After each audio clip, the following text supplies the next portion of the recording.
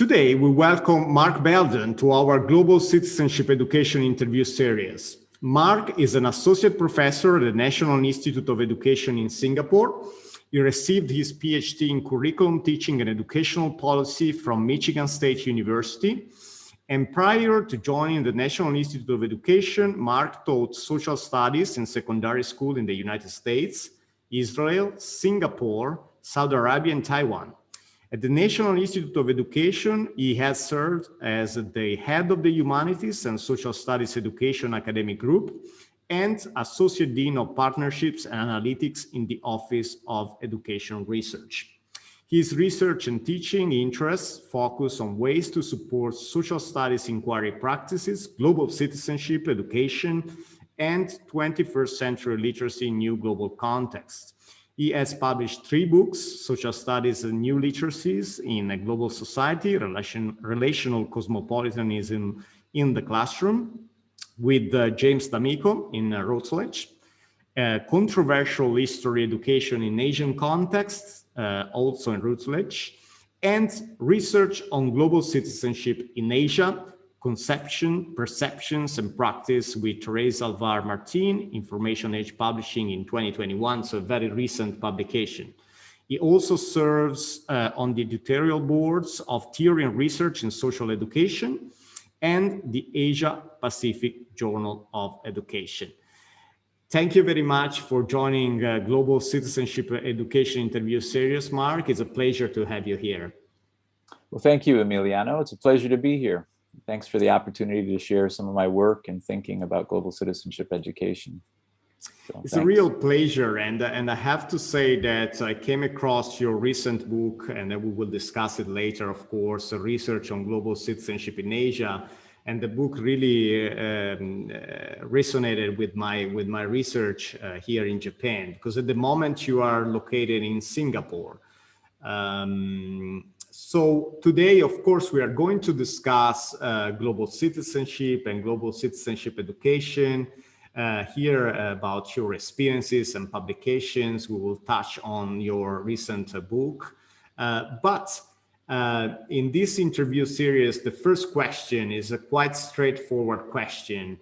And I'd like to ask you, what is global citizenship and what is global citizenship education in your opinion? Okay, thanks.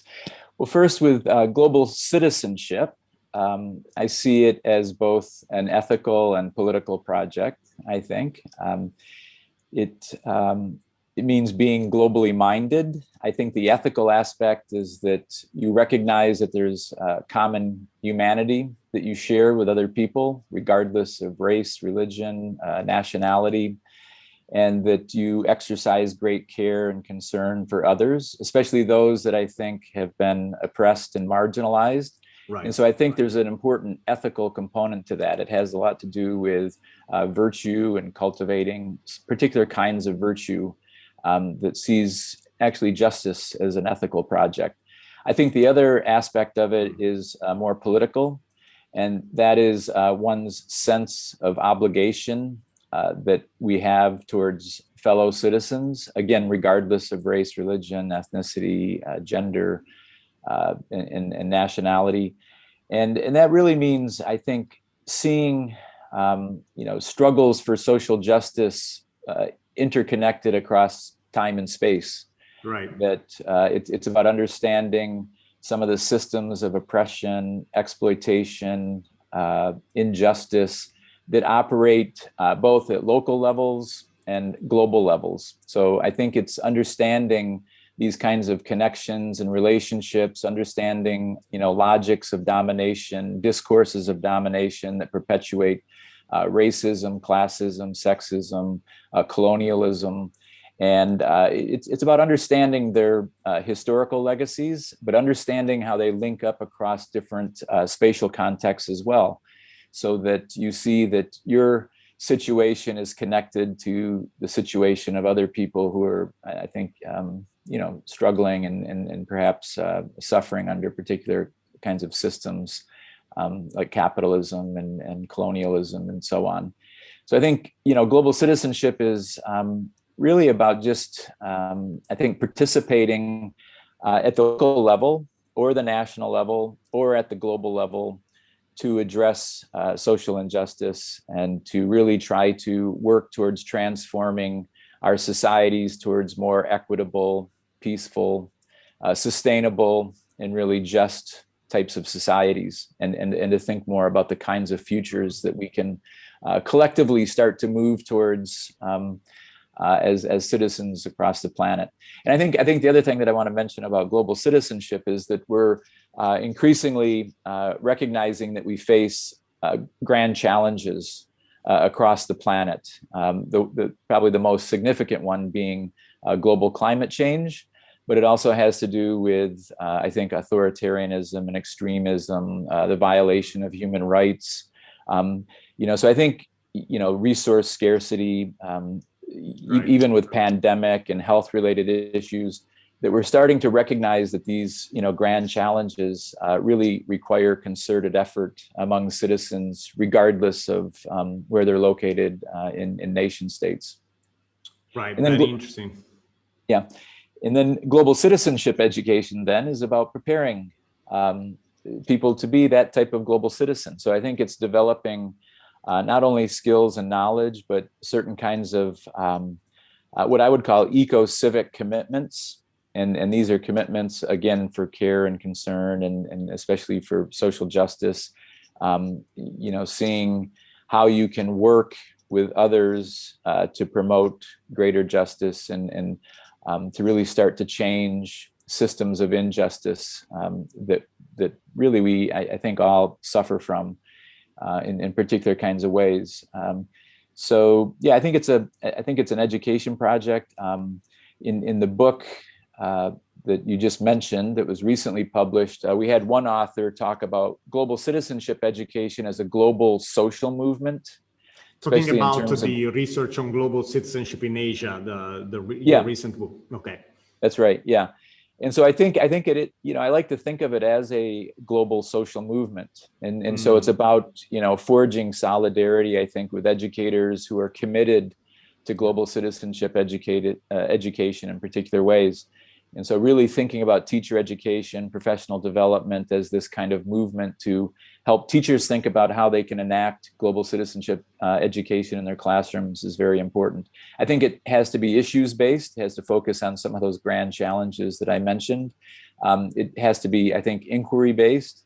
I think there has to be opportunities for counter narration. Melissa Gibson has a really nice article in Theory and Research and Social Education where she talks about how deliberation needs to be accompanied by counter narration so that we ensure that the voices of people who have typically been left out of deliberative democratic processes are heard, so that we better understand those sort of marginalized perspectives. Yeah.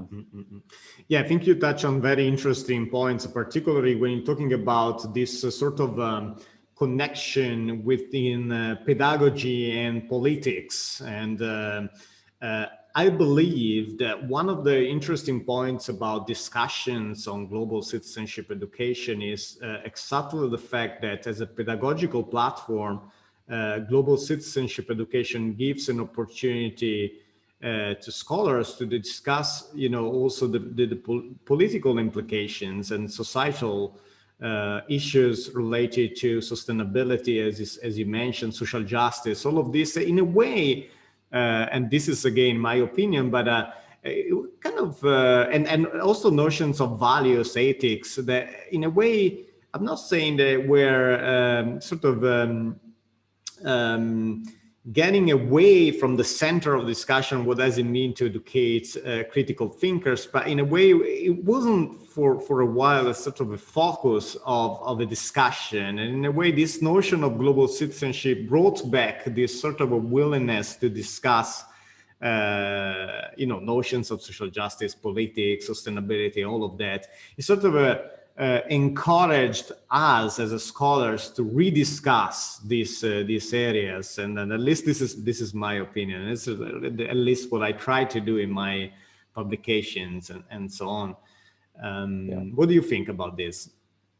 Yeah, I think we need platforms to share ideas and practices that really promote global citizenship education in very practical ways, and really start to talk across different contexts. I think global citizenship education has to be contextually sensitive.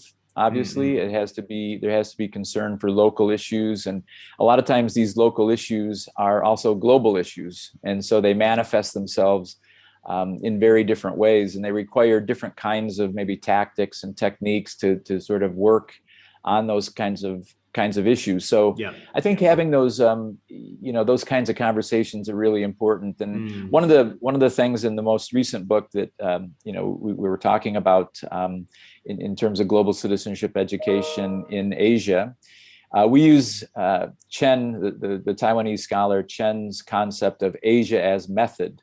And he talks a lot about interreferencing.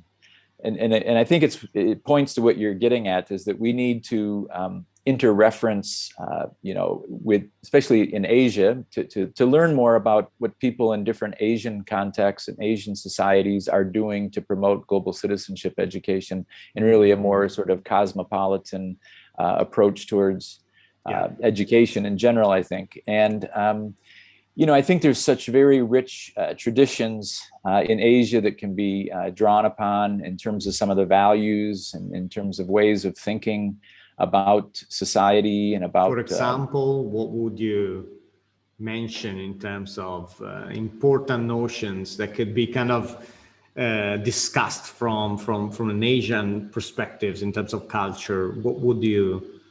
Yeah, I think some of the research that we look at suggests that there's much more focus on an ethical perspective across Asian contexts. And it's really about cultivating virtue. And, it becomes an ethical project. Now, that could be a very conservative kind of notion. But I think there's also some radical implications to thinking more about ethics and what some of our ethical obligations are to each other across different contexts.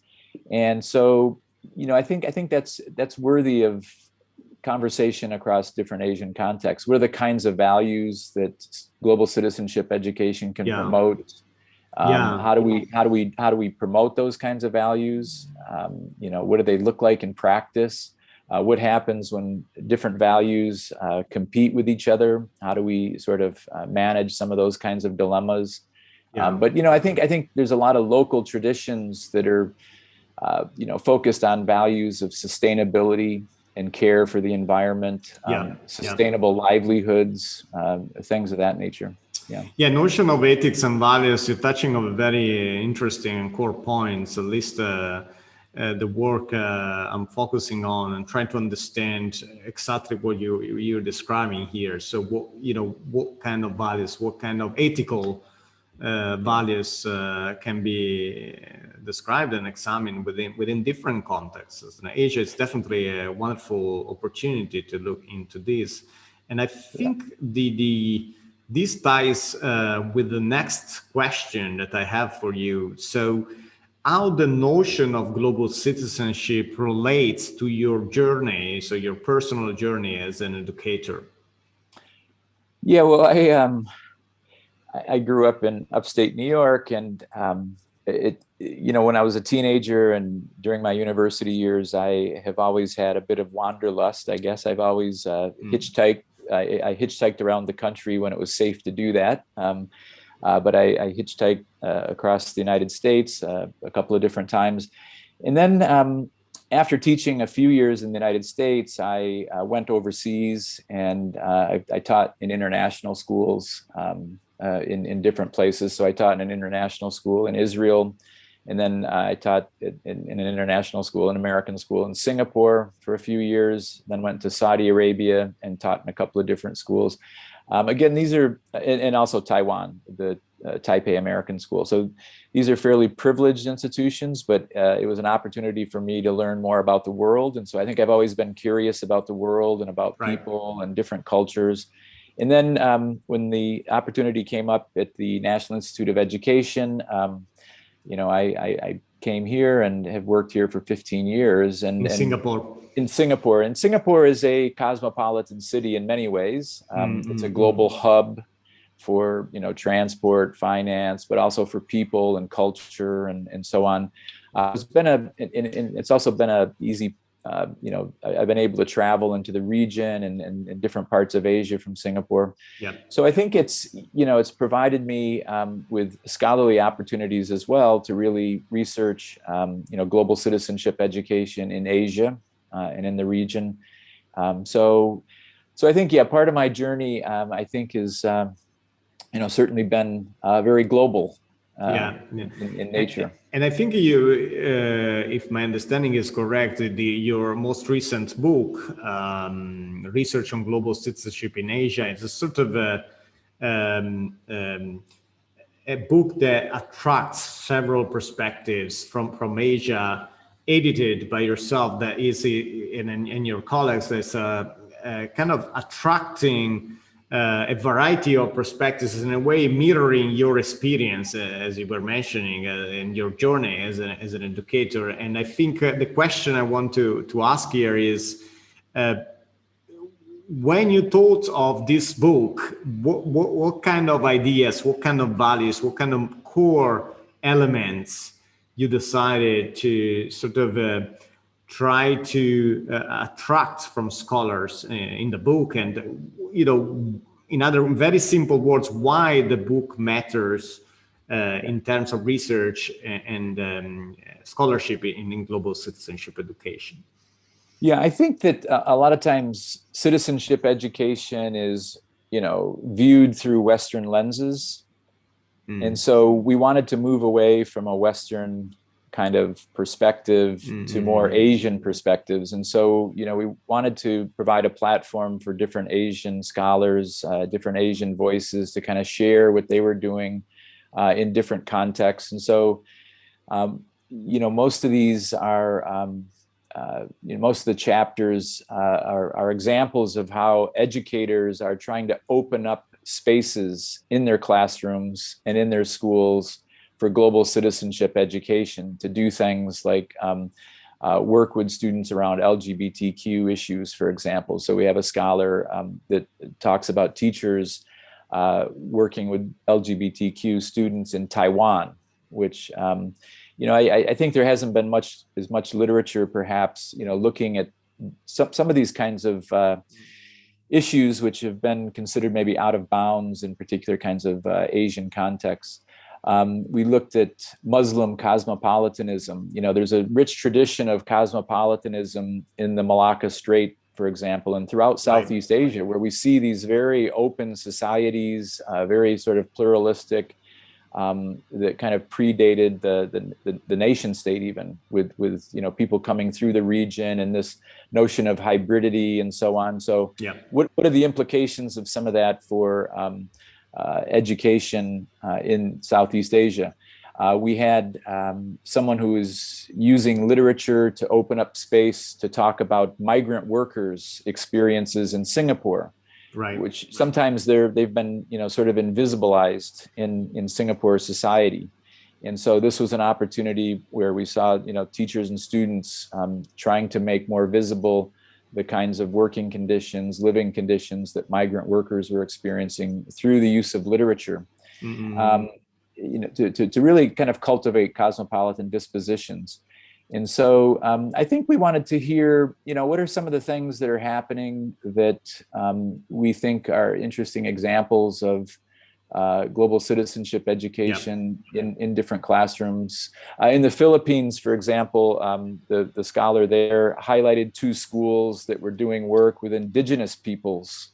And he used Holston's notion of subversive citizenship education as kind of a framework for seeing the work that young people were doing with the indigenous populations that were in the communities where these 2 schools were located. So I think it was an effort to really see how both teachers and scholars are trying to open up these spaces for critical global citizenship education in different settings across Asia. What are the 2 or 3 themes that, in your opinion, emerged from this from your edited book? What key findings, what key themes would you like to share with our viewers? Just to really literally rereading your book and seeing, the precious and important contributions from the scholars who participated in your book. What kind of 2, 3 themes emerged? Okay, well, I think one is that teachers do have agency, because we profile, teachers opening up space in their classrooms to talk about significant global issues and to start to make connections between things that are happening at the local level and how they connect up, with issues that are happening across the world pretty much. And so I think one theme is that teachers have agency to open up these curriculum spaces, despite the fact that a lot of curriculum remains quite nationalistic and neoliberal. Mm-hmm. So there's opportunities for teachers and students, I think, together collaboratively to talk about things that students care about, real issues that they're sort of struggling with. So I think that was one theme. I think another theme was this notion of interreferencing and the need for scholars across these contexts to talk to each other. And I really like the theme of global citizenship education as a social movement. I thought that was quite a powerful theme. And our concluding chapter kind of, really highlights that. That idea comes from a scholar in South Korea who is working with the Asia Pacific Center of Education for International Understanding, APSIU. And they have a pretty amazing, I think, in some ways, teacher education and professional development program that is really about empowering teachers and making sure teachers have the resources to teach about global citizenship education. And there's quite a strong network throughout Korea, but also they do work throughout the Asia Pacific. So it's really about expanding that network, of global citizenship educators. So I think those are a couple of key themes. Yeah. Okay, very interesting. And this brings us to the kind of end of this very, very interesting conversation with Mark. But I'd like to ask you a challenging question, and all our guests here go through this question. And the question is, how would you define, based on your teaching experiences, research, publications, and so on, how would you define global citizenship education using 3 key words, and why these 3 key words? Okay. I think, first of all, it has to be critical. It has to critically interrogate particular kinds of assumptions, social relations, power relationships, and social structures. So it has to really kind of go deep, I think, in terms of critically being aware of ideology and how different discourses operate. So having that sort of critical perspective is really important. I think the other is that there has to be, I guess part of that is there's really, one of the things that James Damico and I have been focusing on in our work has been critical reflexivity.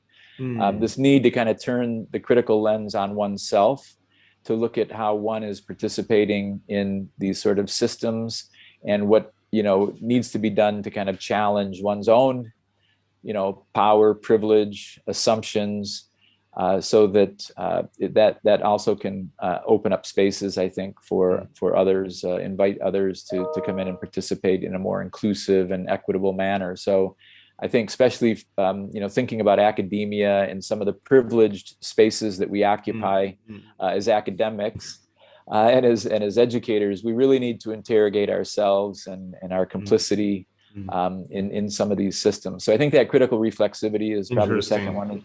And then the third one, I think, would be transformative or transformation, that we really need to think about educating for change that enables futures that are much more just, sustainable, and equitable and peaceful.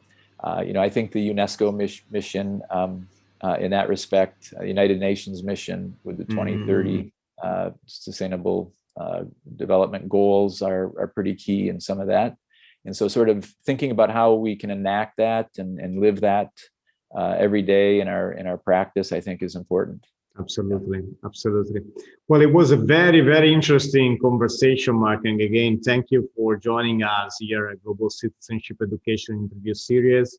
I truly enjoyed your perspectives, particularly in relation to your experience as an educator and scholar, your recent book, Research on Global Citizenship in Asia, and of course, very interesting, your definition of 3 keywords of global citizenship education. That was a very interesting perspective. Is there any future and coming up projects that you like to mention with our viewers? Anything that you can mention and you feel comfortable in sharing? Anything you're particularly focusing on in terms of future perspectives, in terms of research and publication, of course?